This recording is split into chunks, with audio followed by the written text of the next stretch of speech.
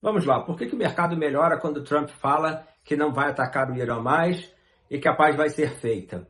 É porque os investidores ficam satisfeitos com o lado humanitário, afinal, guerra sempre ceifa vidas. É porque o Trump é de direita ou esquerda, e aí existe um lado político que o mercado prefere, ele está torcendo.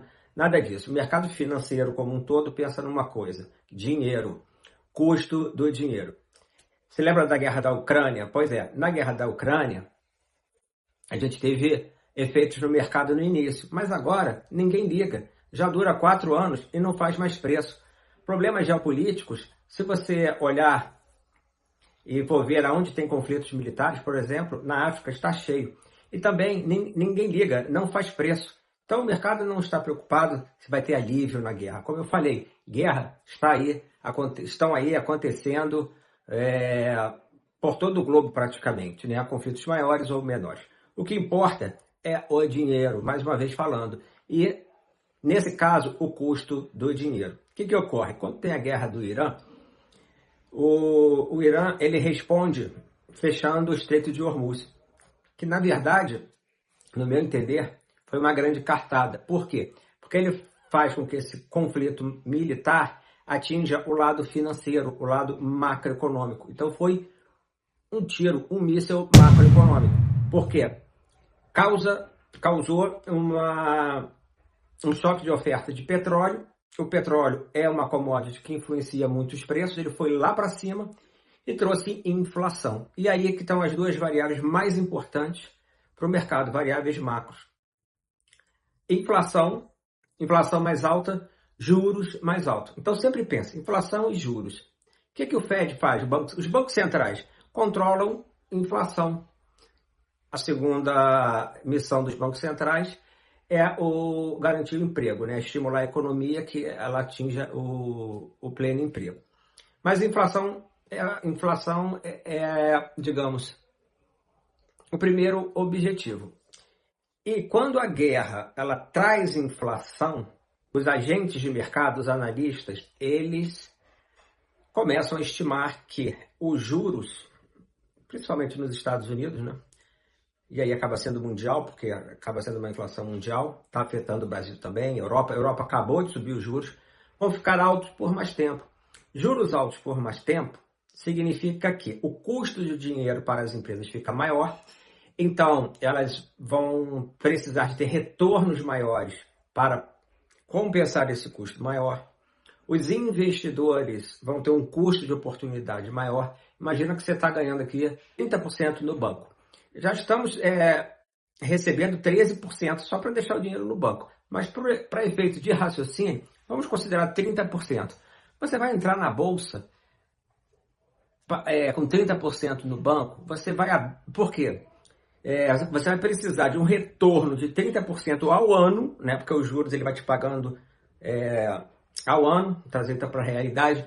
Eu compro um pré a 13% por ano.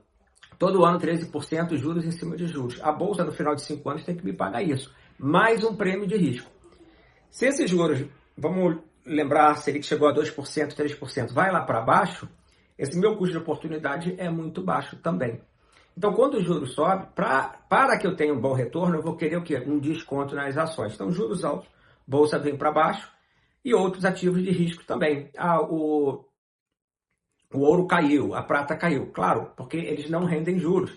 Então, o custo de carregamento, o que é o custo de carregamento? Ao invés de o dinheiro estar aplicado rendendo juros, ele está parado lá em metais, que não rendem nada.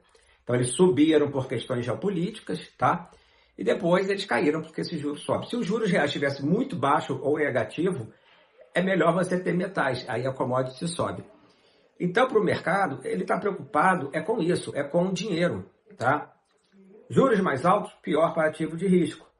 Juros mais altos, pior para o investimento e crescimento da economia, porque assim como não aplicamos em bolsa, custo de oportunidade maior, o empresário também vai ver que ele está precisando de retornos maiores. Muitas vezes, o projeto, naqueles juros, naquela taxa de desconto, não vale a pena.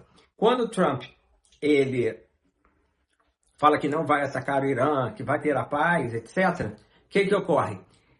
essa expectativa de inflação vem para baixo. E aqui duas coisas importantes sobre inflação. Você pode ter uma inflação de demanda e uma inflação de oferta. Inflação de demanda é quando a economia está aquecida. E aí os salários sobem. Tá? Mais procura por emprego. Isso pode ocorrer por uma política fiscal expansionista. Mais gente consumindo. Então, estruturalmente, os preços ficam mais altos. Essa é uma inflação perigosa. E aí os bancos centrais precisam intervir. E existe o que está ocorrendo agora, que é uma inflação por choque de oferta. Ela vai durar enquanto tiver um problema lá no petróleo, tá? Quando esse choque de oferta ele termina, essa inflação ela não vai se prolongar. A gente tem um pico de inflação e depois ela volta ao normal. Então é exatamente para isso que os investidores estão olhando. Será que essa inflação que aumentou vai ser temporária? Bom, se o conflito se alastrar muito tempo, ela acaba virando uma inflação mais longa e aí sim os bancos centrais têm que aumentar juros. Foi o que ocorreu na guerra da Ucrânia. O Fed, o Banco Central Americano, achava que a inflação era temporária, ficou falando temporária, e acabou que realmente a inflação ficou firme. A gente teve índice de preço nos Estados Unidos batendo, se eu não me engano, 9% ao ano, na Alemanha também. São índices muito altos para esses países. E aí os bancos centrais ficaram atrás da curva, como a gente diz no mercado, e tiveram que sair correndo para aumentar os juros.